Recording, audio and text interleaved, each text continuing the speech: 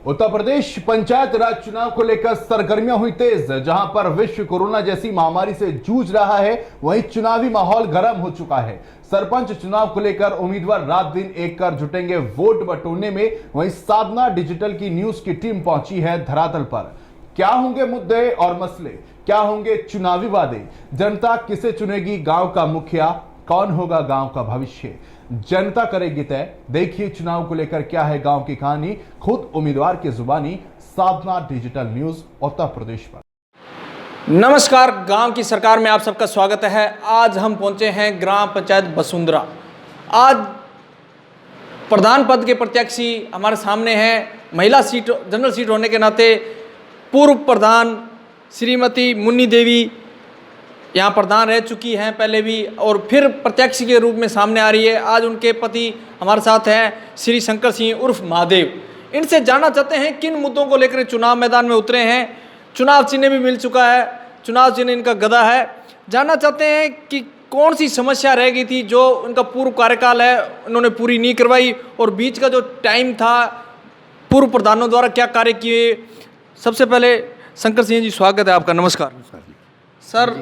कार्यकाल के पिछले कार्यकाल की बात करता हूँ, कैसा रहा आपका कार्यकाल और कौन से मुद्दे अधूरे रह गए जो इस कार्यकाल में पूरे होंगे? मेरा कार्यकाल जब था उस टाइम पैसा नहीं था, बिल्कुल नहीं था। अच्छा। जो भी अपनी मेहनत से मैंने किया, मैंने पूरी पंचायत में काम कराए।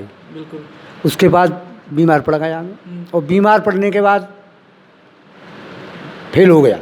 ठीक है। शरीर से बिल्कुल नहीं लड़ पाया। जो भी काम बाकी बचे हैं, मैं 5 साल के अंदर में वो काम कर जाऊंगा जिंदगी भर। बिल्कुल। जो जनता मेरा नाम लेती रहे।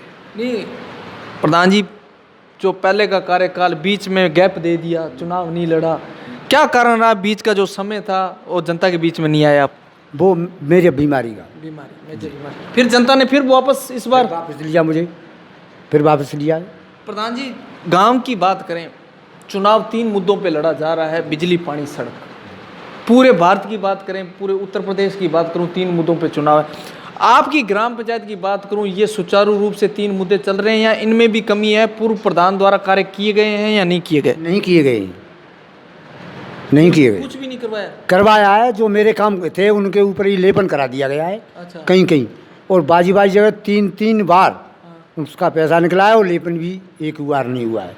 नहीं प्रधान जी, जनता से आप रूबरू मिलते हैं, जनता के पास जाते हैं, जनता से मिलते हैं, डोर टू डोर प्रचार के लिए जाते होंगे। जनता ये समस्या तो बताती होगी प्रधान जी, आपके कार्यकाल में विकास हुए पर अब नहीं हुए, जनता ने ये बात तो आपको बताई होगी। बताइए जी, इसी मुद्दे पे मैं चुनाव लड़ रहा हूँ। जनता ही लड़ा रही है मुझे, जनता ही लड़ा रही है जी। प्रधान जी, अब मैं बात करूंगा शिक्षा पर। कहते हैं शिक्षा का ज्ञान सबसे बड़ा ज्ञान माना गया है।